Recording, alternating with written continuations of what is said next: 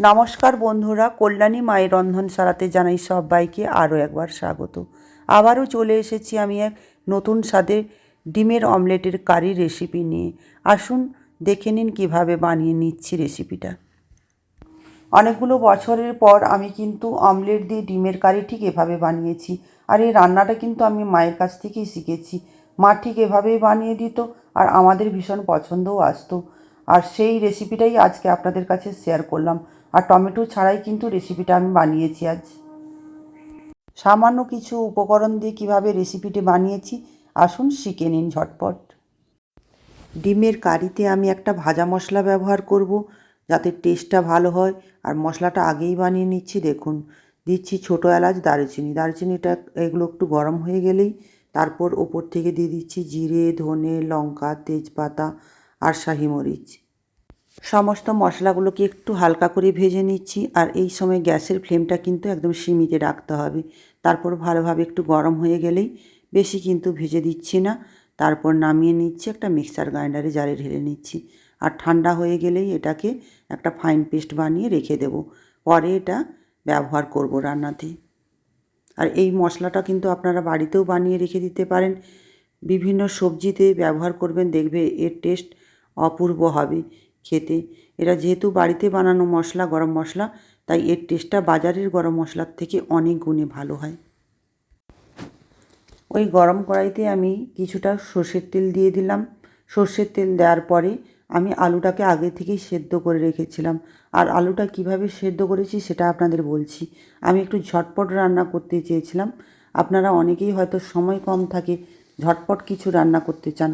আর তখন কি করতে হবে, যখন ভাত হয়, আমরা ভাতে যদি আলুটাকে সেদ্ধ করতে দিয়ে দিই, হালকা একটু সেদ্ধ হলেই তাকে নামিয়ে নিতে হবে। আর এরকম এইভাবে পিস পিস করে কেটে নিতে হবে। তারপর লবণ দিয়ে ভালোভাবে লাল লাল করে ভেজে নিতে হবে। এতে দেখবেন গ্যাসেরও অনেকটা সাশ্রয় হয়। আর খুব তাড়াতাড়ি অল্প টাইমের মধ্যেও রান্না করে নিতে পারেন। এটা কিন্তু একটা টেকনিক, অল্প টাইমের মধ্যে রান্না করে নেওয়ার। দেখুন, আলুগুলো কিন্তু লাল লাল করে ভাজা হয়ে গিয়েছে। আর গ্যাস থেকে নামিয়ে আমি একটা থালার মধ্যে রেখে নিচ্ছি। এরপর আমি ওই গরম কড়াইতেই অল্প একটু সর্ষের তেল আবার দিয়ে দিচ্ছি। সর্ষের তেলটাও আমি কিন্তু অল্প করে ব্যবহার করছি, ওই বড় টেবিল চামচের 4 চামচ কি 5 চামচ মতো। আপনারা তেলটা একটু দেখে দেবেন। আমি কিন্তু খুব অল্প তেলেই রান্না করব, তাই অল্প তেল দিয়েছি। তারপর তেলটা গরম হয়ে গেলেই 1 চামচ মতো দিয়ে দিলাম জিরে। আর জিরেগুলো ভালোভাবে ভাজা হয়ে গেলেই তারপর ওপর থেকে দিয়ে দিচ্ছি 2টো বড় সাইজের পেঁয়াজ আমি কুচিয়ে রেখেছিলাম ছোটো ছোটো করে, সেগুলো দিয়ে দিলাম। পেঁয়াজগুলোকে লাল লাল করে ভেজে নিচ্ছি। যতক্ষণ না লাল লাল করে ভাজা হচ্ছে ততক্ষণ আস্তে আস্তে করে নাড়াচাড়া করব। আর গ্যাসের ফ্লেমটা মিডিয়ামেই রাখবো। দেখুন, পেঁয়াজগুলোকে ঠিক এইভাবে লাল লাল করে ভেজে নিতে হবে। এটা ভাজতে সময় লাগবে প্রায় 2 থেকে 3 মিনিট মতো।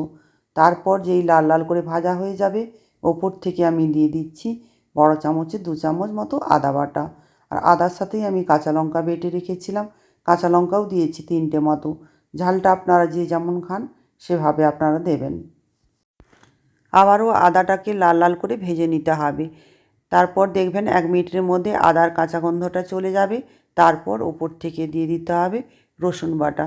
রসুন বাটা আমি দিয়েছি বড় চামচের 1 চামচ মতো।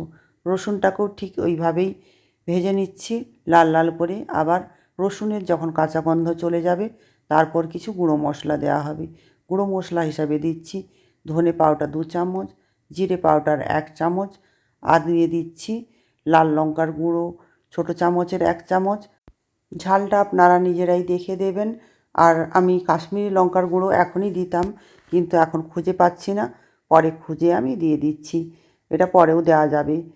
আর সমস্ত গুঁড়ো মশলাগুলোকে আমি ভালোভাবে মিশিয়ে নিচ্ছি। গ্যাসের ফ্লেম কিন্তু এভাবে সীমিতই আছে, নাহলে কিন্তু মশলাগুলো জ্বলে যেতে পারে। তারপর আমি একটু অল্প জল দিয়ে দেবো, ওপর থেকে জল দিয়ে এগুলোকে ভালো করে কষিয়ে নেব। জলটা যদি না দেওয়া হয় তাহলে কিন্তু মশলাগুলো জ্বলে যেতে পারে। তাই এই গুঁড়ো মশলাগুলো দেওয়ার পরে কিন্তু আপনারা অল্প একটু জল দিয়ে দেবেন, তাহলে লেগে যাওয়ার চান্সটা থাকবে না। মশলাটাকে কষিয়ে নিয়ে ওপর থেকে একটা ঢাকনার সাহায্যে ঢেকে দিচ্ছি। যতক্ষণে মশলা কষানো হচ্ছে ততক্ষণে আমি ডিমের অমলেটের জন্য ডিমটাকে রেডি করে নিচ্ছি। দেখুন একটা পাত্র নিয়ে নিয়েছি আর একে একে ডিমগুলোকে আমি ফাটিয়ে রেখে নিচ্ছি। 6টা ডিমের অমলেট আজকে বানাবো। আর তাতে দিচ্ছি ছোট ছোট করে কেটে রাখা পেঁয়াজ কুচানো, কাঁচা লঙ্কা কোচানো আর ধনেপাতা কোচানো। আর দিয়ে দিচ্ছি ছোট চামচের 1 চামচ গোলমরিচের গুঁড়ো আর লবণ দিচ্ছি পরিমাণ মতো। সমস্ত কিছু দেওয়ার পরে এগুলোকে ভালো করে ফেটিয়ে নিতে হবে। ডিমের অমলেট বানানোর সময় ডিমটাকে যত ভালোভাবে ফেটানো যায়, ডিমটা কিন্তু খেতেও ভালো লাগে আর নরম হয়, অনেকটা ফ্লপিনেসও আসে এর মধ্যে। ততক্ষণে মশলাটাকে আবার একবার ঢাকনা সরিয়ে নিয়ে দেখে নিচ্ছি আর অল্প একটু ওপর থেকে আবার জল দিয়ে নেড়েচেড়ে আবার ঢাকনা লাগিয়ে দিচ্ছি ভালোভাবে মশলা কষানোর জন্য। মশলাটা কষতে কষতে ডিমের অমলেটগুলোও ভেজে নেব। আর অমলেট ভাজানোর জন্য আমি তাওয়া একটা বসিয়ে দিচ্ছি গ্যাসের উপরে। তাওয়াটা গরম হয়ে গেলে ওপর থেকে আমি অল্প একটু সাদা তেল দিয়ে দিচ্ছি। আপনারা চাইলে সর্ষের তেলও দিতে পারেন। তেলটা গরম হয়ে গেলেই ওপর থেকে দিয়ে দিচ্ছি অল্প অল্প করে ফেটানো ডিমটা। তারপর ঘুরিয়ে নিয়ে ভালোভাবে অমলেটটাকে ভেজে নিচ্ছি। দেখুন আমি ডিমটাকে ঠিক এইভাবে ভেজে নিচ্ছি। আপনারা চাইলে এরকম ভাজতে পারেন, অন্যভাবেও ভাজতে পারেন। আমি এটাকে 3টে ভাগ করে নিচ্ছি। আপনারা যদি চান পুরো গোটা গোটাও রাখতে পারেন আর হাফ হাফও করতে পারেন, সেটা আপনাদের নিজেদের ইচ্ছে। আমি এভাবে কেটে নিয়ে একটা পাত্রের উপর রেখে নিচ্ছি। সমস্ত ডিমগুলোকে ঠিক একইভাবে আমি ভেজে নেব। অমলেট এইভাবে ভেজে নিয়ে রেখে দেব।